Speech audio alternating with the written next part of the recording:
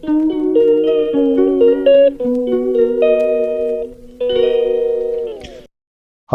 Good morning, सत श्री अकाल, आदाब, नमस्कार, वणक्कम, जय हिंद दोस्तों। कैसे आप लोग? और आज का टॉपिक बहुत इंपॉर्टेंट टॉपिक है। रियली मैं सच बता रहा हूँ, आज का टॉपिक है, आपको बहुत फ़ायदा होने वाला है इस टॉपिक को सुन के। और ये बहुत कॉमन प्रॉब्लम है। जी हाँ, पैरों में सूजन का आ जाना, दोनों पैरों में, टांगों में सूजन का आ जाना, या एक पैर में सूजन का आ जाना, यही एक टॉपिक है कि क्या कारण होते हैं। ठीक है। कई बार छोटे कारण होते हैं, कई बार बहुत बड़े बड़े कारण होते हैं। कई बार इंसान डर जाता है लेकिन निकलता कुछ नहीं है, पता चला एक सिंपल दवा का साइड इफेक्ट था, और या कोई हार्मोनल प्रॉब्लम थी। और कई बार बड़ी बड़ी प्रॉब्लम निकल आती हैं। तो यही आज डिस्कस करने जा रहे हैं कि आखिर पैरों में सूजन का आना कितना, क्या क्या कारण होता है और कितना खतरनाक हो सकता है और कितना नहीं। जनरली हमारी मेडिकल लैंग्वेज में दो तरह का एडिमा बताया जाता है, कि एक पिटिंग एडिमा, एक नॉन पिटिंग एडिमा। मतलब एडिमा अंग्रेजी में बोलते हैं सूजन को। पिटिंग एडिमा मतलब अगर आप दबाएं उस सूजन को 30 सेकंड तक, उसमें गड्ढा बढ़ जाए, तो उसको बोलते हैं पिटिंग एडिमा। ज्यादातर कारण इसी की वजह से होते हैं, पिटिंग एडिमा की वजह से। और ये होता है पानी भर जाता है बॉडी में, पानी एक्स्ट्रा फ्लूइड भर जाता है, जिसकी वजह से पिटिंग एडिमा होता है, सूजन होती है। नॉन पिटिंग मतलब जहाँ गड्ढा नहीं पड़ता, उसमें जनरली ब्लड सर्कुलेशन के कारण होते हैं, लिम्फेडिमा, लिपिडिमा, और या फिर मिक्सीडिमा, यानी थायराइड की वजह से भी हो सकता है। तो वो बहुत इतना कॉमन नहीं है जितना पिटिंग एडिमा। ज्यादातर कारण पानी इकट्ठा होने से होते हैं। तो आज बताता हूँ कि क्या क्या कारण हो सकते हैं। और इस पर यह भी ध्यान देना है कि सूजन एक पैर में आ रही है, दोनों पैरों में आ रही है। एक पैर में आ रही है तो सूजन के कारण अलग होंगे, दोनों पैरों में आ रही है तो कारण अलग होंगे।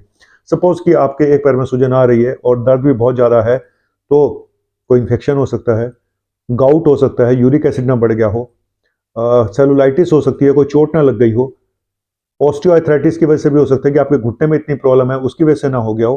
तो एक साइड में अगर आपको सूजन है तो चोट लग सकती है, उसकी वजह से हो सकता है। कोई लिगामेंट टियर हो गया, उसकी वजह से हो सकती है। कोई इन्फेक्शन हो गया, उसकी वजह से हो सकती है। सेलुलाइटिस जिसको बोलते हैं, सूजन आने को, इन्फेक्शन की वजह से अगर है, और यूरिक एसिड ना बढ़ गया हो, या फिर कोई ब्लड क्लॉट ना जम गया हो, जिसको डीप वेन थ्रोम्बोसिस बोलते हैं, डीवीटी, है ना। ऐसा भी हो सकता है कि कोई खून ही ना जम गया उस टांग के अंदर, तो ऐसा भी हो सकता है। तो एक टांग में सूजन आने के कारण अलग हैं, दोनों टांगों में सूजन आने के कारण अलग। अब मैं बताता हूं जहां दोनों टांगों में सूजन आती है। सबसे पहली जरूरी है कि पानी का इकट्ठा बॉडी में कहीं हो रहा है, इसी वजह से दोनों पैरों में सूजन आ रही है। अब वो किस वजह से हो रहा है? एक तो कि आपकी किडनी में कोई खराबी आ गई है, किडनी फेल हो रही है, उसकी वजह से हो सकता है कि प्रोटीन निकलती जा रही है और प्रोटीन लेस हो गई है बॉडी में, तो उसकी वजह से सूजन आ सकती है, पानी इकट्ठा होता जा रहा है। और प्रोटीन किसी भी वजह से कम हो, पैरों में सूजन आ सकती है, किसी भी वजह से। अगर प्रोटीन बॉडी में कम हो गई है तो लीवर, लीवर फेलियर, सिरोसिस, उसमें सूजन आ सकती है। हार्ट फेलियर, हार्ट की मसल्स वीक हो गई हैं, उसकी वजह से पानी भर सकता है टांगों में। इवन पेट में भी पानी भर सकता है, लीवर में भी और इसमें भी, किडनी में भी, सब जगहों में, पेट में भी पानी भर सकता है, और सांस लेने में दिक्कत भी हो सकती है मरीज को। और मोटापा, ज्यादा मोटापा हो जाए, बहुत ज्यादा मोटापा, तो उसकी वजह से भी पैरों में सूजन आ सकती है। पेन किलर, कुछ दवाइयां भी ऐसी होती हैं जो टांगों में सूजन करती हैं, जैसे कि पेन किलर, जैसे ब्रूफेन, वोवरोन आपने खा लिए, तो मैं चलो वैसे ही नाम बता दिए। शुगर की एक दवा मेटफॉर्मिन, वो भी कई बार टांगों में सूजन कर सकती है। बीपी की, ये तो सबसे बड़ा फैक्टर है, ब्लड प्रेशर की दवाइयां। बहुत सारे लोगों को जब ब्लड प्रेशर की दवाइयां शुरू कर दी जाती हैं, तो कुछ टाइम के बाद, साल भर बाद, 15 महीनों बाद, उनके पैरों में सूजन आनी शुरू हो जाती है। फिर हमें टेस्ट करा के देखने पड़ते हैं, भाई क्या कारण है। जब सारे टेस्ट नॉर्मल आते हैं, तो पता चलता है कि ये एक दवा खा रहे थे जी, एम्लोडिपिन या निविडिपिन, कैल्शियम चैनल ब्लॉकर, उसकी वजह से, दवा की वजह से सूजन आ रही थी। दवाई बंद करी, पेशेंट ठीक हो गया। तो छोटा सा कारण था, लेकिन परेशान सारे हो गए। तो ये होता है दवाइयों की वजह से। कई बार कुछ हार्मोनल, जैसे प्रोगेस्टेरोन वगैरह है, या लेडीज में, उसकी वजह से भी दवाइयां जो दी जाती हैं, उससे भी सूजन आ सकती है। और एंटी डिप्रेसेंट की वजह से जो है दवाइयां, उनकी वजह से भी सूजन आ सकती है। प्रेगनेंसी, प्रेगनेंसी में भी सूजन आ सकती है, स्पेशली थर्ड ट्राइमेस्टर में, है ना, आखिरी के महीनों में।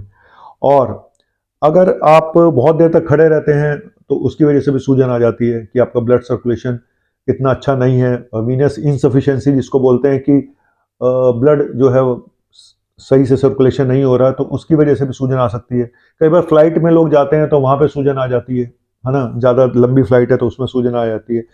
और बाकी मैंने आपको बता दिए, ज़्यादातर चीज़ें आपको मैंने बता दी हैं। और तो एक टांग में सूजन आना एक पैर में सूजन आना कारण अलग है, दोनों पैरों में सूजन आना मतलब कहीं सिस्टमिक कॉज है, कोई पूरी बॉडी में कोई प्रॉब्लम है जिसकी वजह से दोनों पैरों में सूजन आ रही है। लेकिन दोनों पैरों में सूजन छोटे कारण भी हो सकते हैं, जैसे मैंने बताया मोटापा, जैसे कि मैंने बताया कि दवाइयां खाने से आ सकती है, और कई बार लेडीज में इडियोपैथिक कारण भी होता है जिसको कोई पता ही नहीं होता। मेंस्ट्रुअल इडियोपैथिक साइक्लिकल इडिमा होता है, मतलब कुछ दिन आता है फिर ठीक हो जाता है, सारे टेस्ट करा के लेडीज देखती रहती हैं, सूजन का कारण ही नहीं पता चलता। तो ऐसा भी है, ये भी एक रीजन है। और तो मैंने आपको काफ़ी कारण बता दिया। और थायराइड की वजह से जो मैंने बताया, अगर सीवियर थायराइड है, मिक्सिडिमा जिसको बोलते हैं, उसमें दबाने पर गड्ढा नहीं पड़ता है मिक्सिडिमा में, उसमें नॉन पिटिंग इडिमा होता है। तो एक ये रीज़न आपको मैंने बता दिया। तो बड़े सारे रीज़न मैंने आपको बता दिए हैं, और कुछ छोटे रीज़न है, कुछ बड़े रीज़न है, और आप ध्यान दीजिएगा और इसको इग्नोर मत करें। करें क्या, अगर आपको सूजन आती है, पहली चीज़ नमक को कम खाएं, नमक कम खाएं। दूसरी चीज़, कंप्रेशन स्टॉकिंग्स आती हैं कई बार पैरों में, एक तरह की सॉक्स कह लो, जिसकी वजह से ब्लड सर्कुलेशन, जिनको वेरिकोज वेन है, वीनस इंसफिशिएंसी है, तो उनके लिए आती है। तीसरा, अगर आपको वेरिकोज वेन है, ज़्यादा देर तक खड़े मत रहें, बीच बीच में बैठ जाएं, टांगे लटका के ना बैठें। और अगर आप ड्राइविंग कर रहे हैं, बहुत लंबी ड्राइविंग है, तो बीच बीच में ब्रेक लें। अगर आप फ्लाइट है, लंबी फ्लाइट है, तो थोड़ा सा मूव करते रहें, एक ही जगह पर बैठे मत रहें, ठीक है। और कोशिश करें कि अगर आप अपने पैरों को थोड़ा ऊपर उठा के रख सकते हैं, नीचे तकिया लगा लें, या आधे घंटे के लिए जरूर अपने पैर अपने हार्ट के लेवल से ऊपर करके सोफे पे लेट जाएं, पैर सोफे के साइड में, उसमें जो साइड में ऊपर रख लें, ऐसे ये जैसे ये है ना, इसके ऊपर लेट गए और इसके ऊपर पैर रख लिए, आधा घंटा ऐसा कर लें। जिनको ब्लड सर्कुलेशन की प्रॉब्लम है, जिनकी वीनस इंसफिशिएंसी है, जिनको इस तरह से है कि बिना कोई हार्ट वार्ट की प्रॉब्लम नहीं है, कोई लीवर की प्रॉब्लम नहीं, कोई किडनी की प्रॉब्लम नहीं, वो ऐसा कर सकते हैं। अब जिनको हार्ट है, फेल है, लीवर में प्रॉब्लम है, तो एक तो नमक कम खाएं ये लोग, और पानी भी कम पिए। किडनी की प्रॉब्लम है तो पानी भी कम पिए। तो बेसिकली क्या है कि ट्रीटमेंट जो होता है वो, अब जब जहाँ पे पिटिंग इडिमा को ट्रीट करना आसान होता है, कि जहाँ पे सूजन पानी इकट्ठा होने से हो रही है, तो आप कोई पेशाब की दवाई दोगे तो वो निकल जाएगा, पानी कम पियोगे या नमक कम खाओगे तो भी ठीक हो जाएगी। थोड़ा सा मैनुअर जो मैंने बताया कि अगर पैर ज्यादा देर लटका के ना रखो तो उससे भी फर्क पड़ जाएगा। लेकिन जो नॉन पिटिंग इडिमा है उनमें थोड़ा टाइम ज़्यादा लगता है, जैसे लिम्फेडिमा है, लिम्फेटिक ऑब्स्ट्रक्शन है, लिम्फेटिक सर्कुलेशन ठीक नहीं है या थायराइड की वजह से। तो बेसिकली ट्रीटमेंट जो है वो कारण का है, कि कारण क्या है उसका इलाज है। अब डीप वेन थ्रोम्बोसिस हो गई है, कि ब्लॉकेज हो गई, वो खून का थक्का टूट के जम गया है, ये बड़ा कॉमन प्रॉब्लम है डीवीटी कि, और डीवीटी उन लोगों में होता है जो हाई रिस्क पे होते हैं, शुगर है जिनको, या ज्यादा देर लेटे रहते हैं, मोटापा है, अंडरलाइंग रिस्क फैक्टर जिनको हैं, तो वो अब एक पैर में दर्द हुआ जी, सूजन आ गई काफी 2-4 दिन से, और आप अपने आप दवाइयां खाते रहे, फिर 5-7 दिन के बाद डॉक्टर के पास गए, जी देखो बहुत सूजन है, दर्द भी है, हैं, तो डॉक्टर ने कहा सर ये कलर डॉपलर एक करा के देख लो। तो डॉपलर करा के देखा पैरों का, तो पता चला कि इसमें तो खून जमा पड़ा है, डीप वेन थ्रोम्बोसिस है। तो वहां पे फिर ब्लड थिनर इंजेक्शन देने पड़ते हैं, ब्लड थिनर की दवाइयां देनी पड़ती हैं, लंबी चलती हैं, साल साल 2-2 साल तक देनी पड़ती है, और कारण भी देखने पड़ते हैं कि आखिर ऐसा क्या हुआ। जनरली जो टेस्ट होते हैं इडिमा के, वो तो सारे बॉडी के होंगे ही होंगे, लीवर, किडनी, फलाना, ये सब रूल आउट तो करना ही पड़ेगा।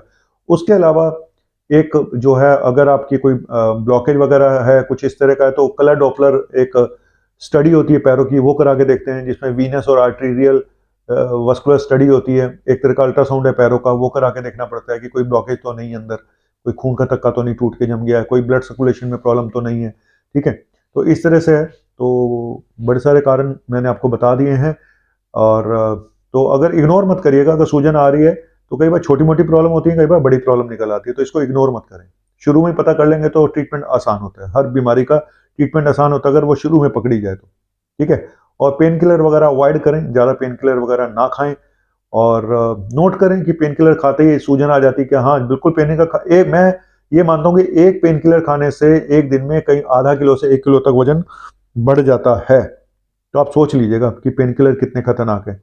Thank you very much. वजन कम करिएगा, हेल्दी लाइफस्टाइल रखिएगा, थोड़ा सा योगा एक्सरसाइज जरूर करते रहिएगा, लगातार एक जगह खड़े मत होइएगा, और बाकी कुछ नहीं, और मैं इतने गाने गाते रहिएगा बस। लोग कहते सर जाते जाते गाना तो सुना दिया करो, चलिए सुना देता हूं।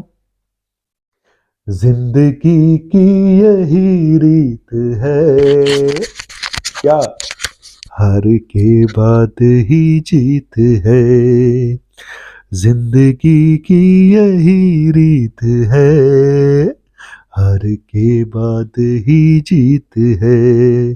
जी हाँ, हार के बाद ही जीत है, ये सबको पता है।